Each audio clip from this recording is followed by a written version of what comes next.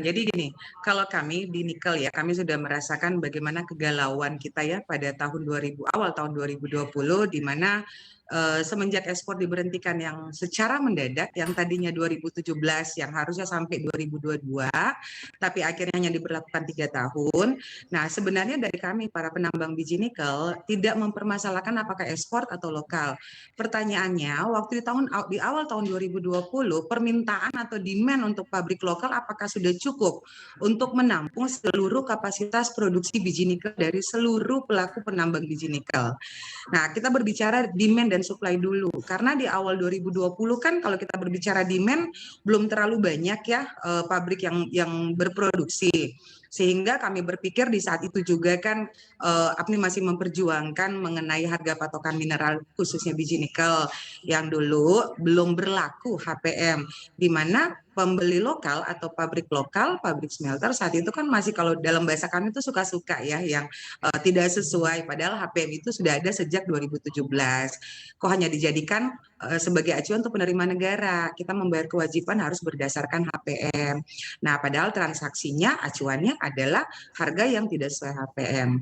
Nah, kalau saat ini, kalau kita lihat dari seluruh mineral, yang terbanyak untuk industri pengolahan mineral itu kan nikel ya. Mineral lain kan belum terlalu banyak. Kami hanya berpikir bagaimana demand untuk lokal. Nah, kalau untuk mineral lain, misalnya bauksit atau timah atau biji besi atau apapun mineral lain, bagaimana demand lokal pada saat nanti diberhentikan ekspornya? Ya, kasihan juga ya penambang-penambang biji mineral lain yang tidak ada market lokalnya. Itu mau jualan kemana? Nah, kalau berbicara kebocoran nanti pada saat ekspor sudah ditutup, tapi kok masih ada yang ekspor yang, wah itu mungkin itu sudah menjadi tanggung jawab pemerintah bagaimana ketegasannya dalam betul-betul mendetailkan, mengecek prosedur atau alur pada saat biji mineral ini keluar. Ya tentu harus ada kerjasama yang baik ya dari seluruh stakeholder, baik dari bea cukai, kemudian dari angkatan laut, kemudian dari pemangku-pemangku kepentingan, sehingga kalau kita bilang benar-benar ada ketegasan sehingga tidak ada lagi kebocoran-kebocoran. Kalau ini kan kalau ekspor ilegal kan jadinya ada kebocoran penerima negara di sini. Kalau Iya. kami di nikel sih memang melihat, mungkin Mas Gibran bisa kami tunjukkan nanti bahwa sampai saat ini pun perbedaan harga biji nikel, kita bicara nikel aja ya, antara lokal maupun internasional harga itu memang jauh ya, walaupun sudah dengan patokan HPM. Mungkin karena demand kali ya, demand saat ini kan sudah mulai agak meningkat untuk permintaan nikel. Kemudian ada krisis energi juga di beberapa negara, ada kondisi-kondisi yang akhirnya kami kena dampak positif di mana harga nikel nih lumayan menjulang gitu kan, lumayan naik nih dalam 1 tahun terakhir, dan kami lihat trennya juga akan naik terus nih di tahun 2022 sampai ke 2025, karena memang kebutuhan lokal sendiri lumayan banyak untuk saat ini ya.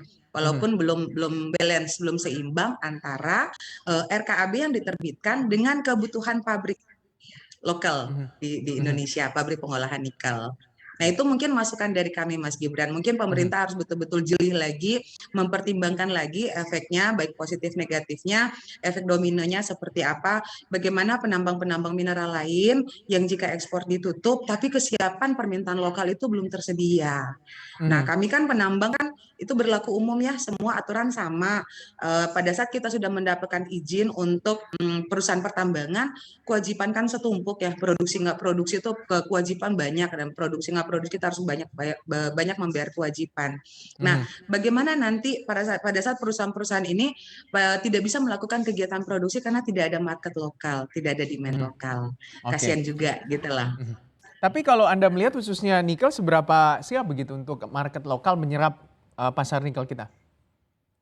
Nah, jadi begini Mas Gibran, kalau kita mau berbicara data ya, sampai saat ini kan sudah ada 27 badan usaha khusus proses pengolahan biji nikel. ya 27 badan usaha, artinya ada 27 pabrik kalau kita bilangnya. Nah, kebutuhan demand sampai di tahun 2021 itu baru sekitar 50 juta ton. Sedangkan persetujuan RKAB di tahun 2021 itu ada 120 juta ton. Artinya setengah ya, setengah dari persetujuan RKAB untuk demand pabrik lokal. Nah, kalaupun nanti di tahun 2025 ada 71 pabrik pirometalurgi dan 10 pabrik hidrometalurgi. Nah, dari total kebutuhan itu akan memakan sekitar 250-an juta ton biji nikel. Itu nanti di 2021, di 2025 ke atas ya. Apakah ini akan terrealisasi? Kita lihat perkembangannya.